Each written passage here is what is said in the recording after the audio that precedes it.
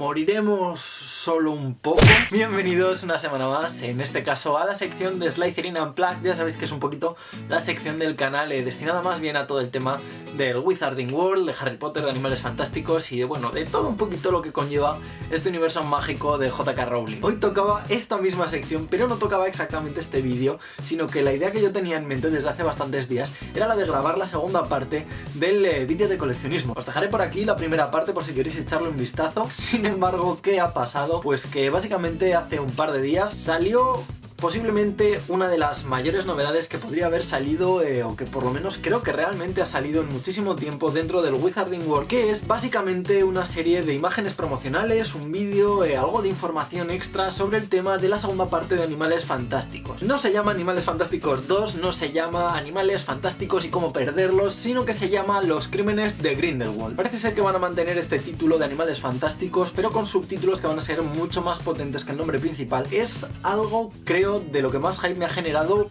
me atrevería a decir que en toda la existencia del universo de Harry Potter. Puede que a muchos os resulte raro el hecho de que sea en este momento en el que yo sufro tanto hype, después de tantos años, después de tantos libros leídos, después de tantas piezas coleccionadas, y no os penséis que es una tontería porque llevo como 48 horas dándole vuelta a esta misma idea. Justamente esta mañana, pensándolo, realmente me he dado cuenta de que yo creo que es porque en Harry Potter teníamos esa base, ¿no? Teníamos esa base literaria, sabíamos más o menos hacia dónde apuntaban los cabos y evidentemente al ver las películas pues ya nada tenía demasiado misterio. ¿Qué sucedió cuando anunciaron Animales Fantásticos y dónde encontrarlos? Al anunciar la película, porque recuerdo que en un principio iba a ser solamente una, pues todos estábamos muy descolocados porque realmente no tenía ningún sentido. Pero ya se nos desveló que iba a ser un poquito más lo que son las aventuras de Newt en esta línea pues de averiguar cuáles son los animales, de recopilar la información. Después pues ya se amplió a 3, incluso terminó por ampliarse a 5, que bueno, pues es algo que también fue súper criticado. De hecho estuve hablando del tema, os dejaré también por aquí arriba ese vídeo, que yo creo que además es por un lado la parte que me dio la idea de hacer Slytherin Unplugged, y por otro lado tengo que decir que es uno de los vídeos de los que más orgulloso estoy de todo el canal. ¿Qué sucede con todo esto? Pues que al final nos estás ampliando este universo, nos estás dando unas reglas externas a las que ya teníamos con esa historia más lineal, esa historia de los libros en torno a Harry Potter, y aunque sí que sabemos cómo va a terminar la historia, sabemos quién es Grindelwald, cuál es la historia que tiene detrás, sabemos cómo interactúa, su relación con Dumbledore, pero ya está, no sabemos nada más. Y resumiendo toda la idea de lo del hype, como digo, yo creo que es esto un poquito lo que me lo genera, ¿no? Esa idea de poder teorizar sin saber exactamente cuáles son las reglas, cuáles son las bases de este juego. En fin, volviendo al tema del título, como digo, no es que me suscite demasiado, no por nada en concreto, sino porque creo que al final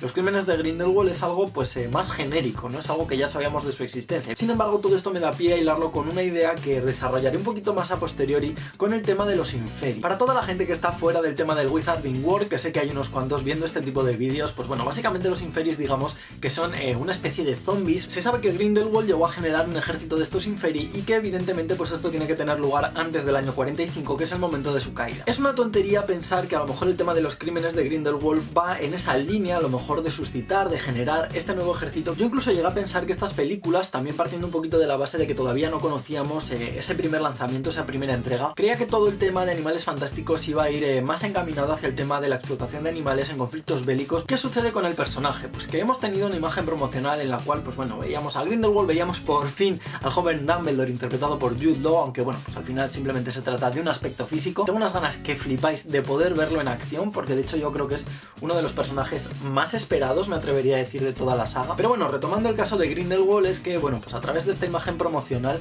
ya se nos están dando bastantes pistas. Sigo pensando que Johnny Depp, pues bueno, ni era el actor que nosotros necesitábamos, ni era el papel que él necesitaba en ese momento concreto de su carrera, aunque reconozco que en esta imagen promocional creo que han resaltado, creo que han reforzado muchísimo más ese toque, a lo mejor un poquito más de gitano rumaní. No me parece mal, creo que de hecho le da un cierto toque, le da una cierta gracia, le da pues también un poco de carácter más personal. Pues bueno, se encuentra ya en un momento de poder bastante álgido. Esto es algo que yo creía que íbamos a tardar bastante más en ver, teniendo en cuenta pues que bueno, desde la primera película, que es en 1926, hasta la última, que debería ser en 1945, al final tenemos una horquilla bastante grande de casi 20 años. Sin embargo, ya en esta imagen promocional, en una película que deberíamos de situar, si no recuerdo mal, entre 1928 o 1929, ya tenemos un Grindelwald que en su mano tiene la varita de Sauco. La varita de Sauco, repito, para aquellos que estáis un poquito más al margen de todo el Wizarding World, es básicamente la varita de máximo poder. Es una varita con cierta tradición que, bueno, va vinculada a lo que son las reliquias de la muerte y que evidentemente el poseedor de estas 3 reliquias se convierte en maestro de la muerte. Para aquellos que seáis un poquito más fanáticos del Señor de los Anillos, Anillos, digamos que es un símil del Anillo de Poder. El problema de todo esto es que no sabemos en qué momento es tomada, muy entre comillas, esta foto. No sabemos si la varita de poder va a aparecer al final de la película o si va a aparecer ya desde el principio. Evidentemente, a título personal, prefiero que sea algo más destinado al final, al desenlace. ¿Cuál es la parte interesante de todo esto? El aspecto estético y la varita del joven Dumbledore. A mí me gusta bastante. Por un lado tiene un aire como muy decimonónico, muy de 1880, pero a la vez integra algunos elementos mucho más británicos, también de principios del siglo XX, como es ese tema del corduro y no de esa pana de hilo gordo. Ahora que lo pienso, tengo una levita muy parecida, espero que me den pie a hacer cosplay. Total, que tenemos a un Dumbledore que la verdad es que de aspecto es muy fucker. De hecho, yo creo que es posiblemente nada más y nada menos que lo que estábamos esperando de él. Por un lado es como muy elegante, muy británico, muy sobrio, pero por otro lado tiene un aspecto posiblemente dado mucho más por el gesto del propio Jude Law, que tiene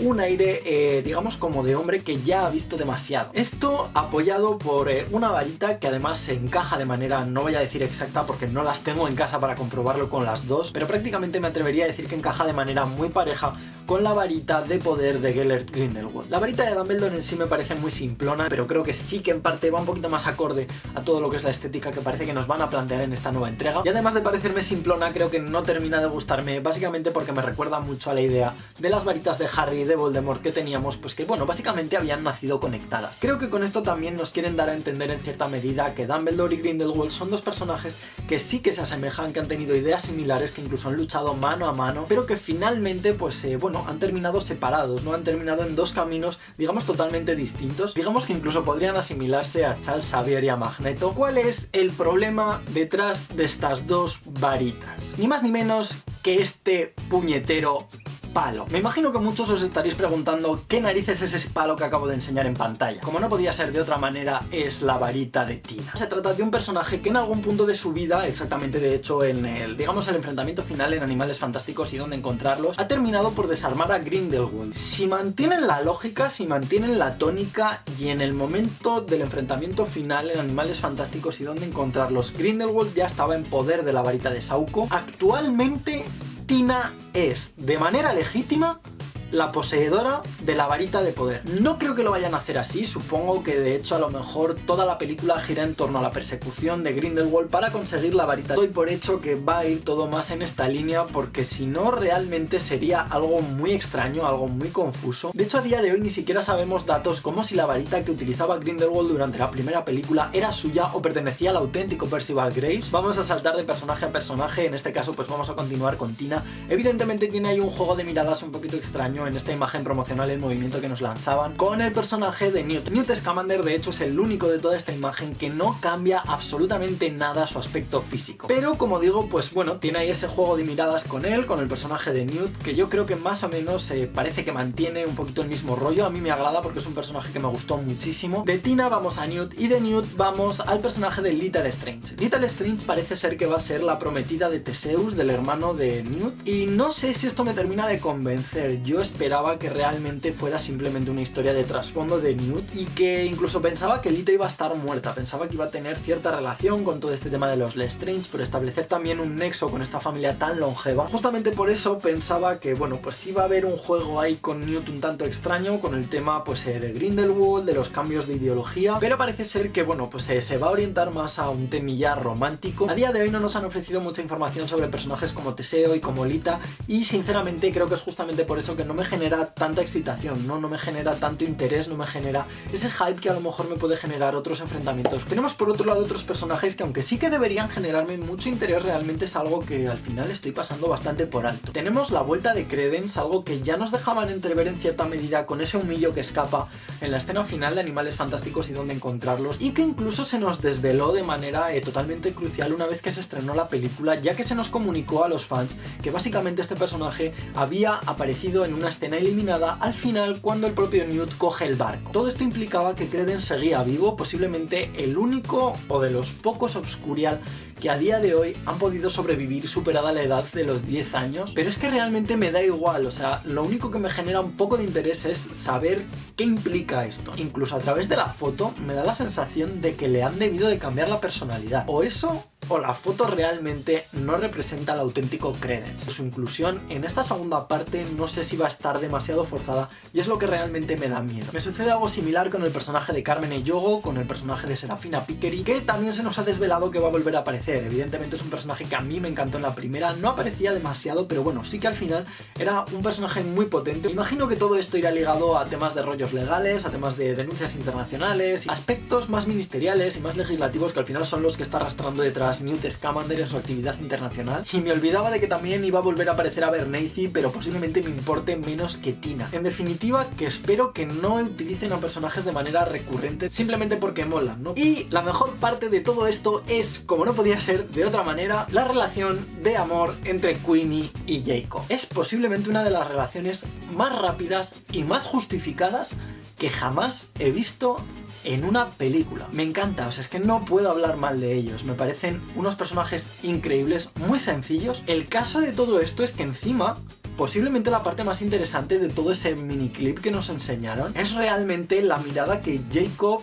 y Queenie le lanzan a Grindelwald. Pero qué locura es esta, o sea, tenemos a Queenie y a Jacob mirando a Grindelwald tal y como lo entiendo yo, con cierta admiración. ¿Qué sucede con esto? Porque para mí es algo como muy sencillo, pero que tiene una gran implicación. La premisa que defiende Grindelwald, o por lo menos la que se nos ha planteado hasta ahora, es básicamente más que una supremacía, un reconocimiento. Algo que vaya más allá del estatuto internacional mágico y que permita al mundo mágico vivir en total libertad, ¿no? Ya que, bueno, pues según lo ve él, viven en total represión respecto al mundo mage. Si partimos de esta premisa, ¿qué sucede con todo esto? Que si a una pareja de bruja y de mage o de no mage, o como lo quieras llamar, les prometes que podrán vivir en total libertad, que su amor podrá ser mostrado al público sin ningún tipo de problema. Si el amor es la herramienta más fuerte en esa pareja, creo que está bastante claro. Quiero pensar que no va a terminar así, quiero pensar que no van a terminar en el bando de Grindelwald, pero sí que quiero pensar que en algún momento van a estar tentados. Esto evidentemente le daría un gran trasfondo, creo que de hecho crearía un aspecto mucho más dual en la trama. ¿Implicaciones de todo esto? Pues no lo sé, porque de momento estamos en la segunda película. Y ojo, cuidado, que aquí os estoy planteando cosas, pero yo en mi cabeza sigo dándoles vueltas, ¿eh? Total, que durante este discursito así en plan tranquilo, en plan flow, he ido lanzando mis ideas, mis hipótesis, mis teorías, pero la que a mí más me preocupa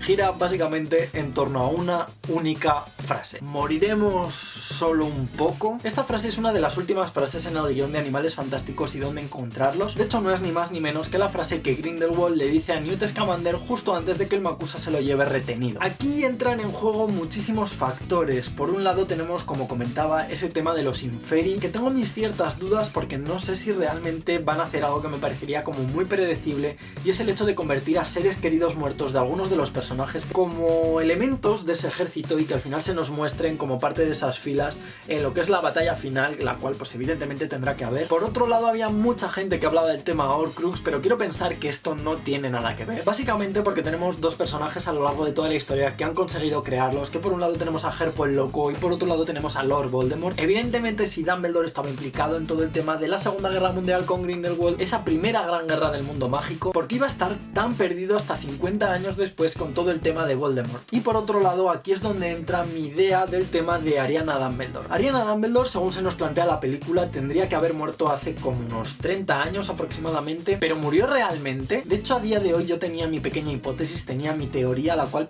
funcionaba perfectamente hasta la fecha, a pesar de estar contradiciendo muchas de las cosas que ha dicho J.K. Rowling, y es que Albus Dumbledore siempre había sido consciente de que él sin querer había matado a su hermano. Todo esto hubiera llevado a que el propio Dumbledore con su alma fragmentada hubiera creado un Horcrux, y este Horcrux habría sido salvaguardado en algo que está bajo las manos de Hagrid. Y esto es algo que me gustaba mucho porque hablaba muy bien de la dualidad de este personaje. A día de hoy es algo que se me ha quedado muy obsoleto, me gusta seguir pensando que es así, pero realmente no tiene ningún tipo de base fundamentada. Evidentemente, detrás de este enfrentamiento entre Aberforth, Albus y Gellert hay un asesino involuntario, un asesino que jamás fue esperado, un asesino inconsciente. Todos habíamos pensado que era un hechizo que se escapó de alguna parte, pero tras desvelársenos todo el tema de los Obscurus, a día de hoy se sigue pensando, o por lo menos así nos dan a entender hasta nueva orden, que Ariana Dumbledore era una Obscuria. Un Obscurial es básicamente un niño mago o una niña bruja joven que no sabe cómo controlar sus poderes y que justamente por eso se ve muy frustrado y digamos que los contiene. Evidentemente contener tus poderes no es del todo bueno porque al final por algún lado tienen que explotar. Y no es un caso como el de Harry que no sabía que los tenía y poco a poco iban apareciendo. Un caso muy claro era el de Credence, de hecho yo creo que es prácticamente la mejor opción que tenían para mostrar cómo funcionaba todo esto. Y el otro caso que tenemos presente es el de Ariana. Con Moriremos solo un poco, a mí me sigue dando un poquito la idea de que por un lado Newt conoce toda la historia de Ariana, pero por otro lado tenemos a Grindelwald diciéndola, por lo cual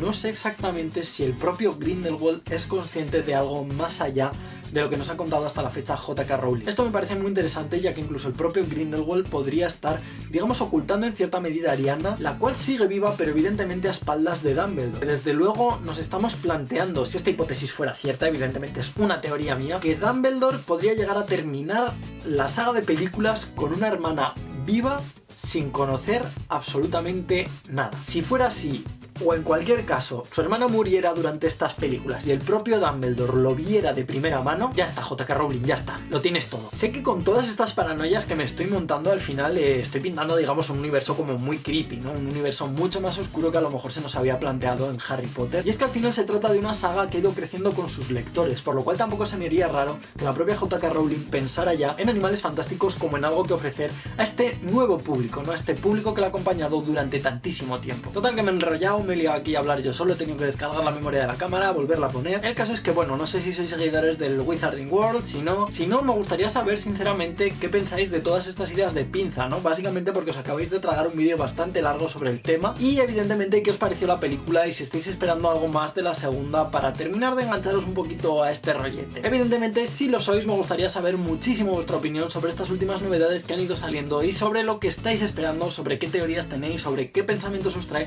todos estos temas, pues bueno, de Grindelwald, de los Inferi, del nuevo Dumbledore, de cosillas por el estilo, porque al final creo que, como decía al principio, es un poquito ese desconocimiento, ¿no? Esas bases que de repente tenemos una parte, pero hay otra parte que no sabemos exactamente hacia dónde nos están encaminando. Con lo dicho, cualquier cosita que tengáis que comentar aquí debajo en la caja de comentarios y desde luego también os dejaré por aquí debajo todo el tema de redes sociales por si os apetece seguir charlando por Facebook, por Twitter, por Instagram o por donde sea. Y como siempre, si pincháis en este botón de aquí os podéis suscribir directamente al canal, que es totalmente gratis, o si no podéis pinchar en este recuadro de aquí y os llevará un vídeo totalmente aleatorio que posiblemente todavía no hayáis visto. Esto ha sido todo por hoy y como no me queda mucho más que decir, me despido y hasta la próxima.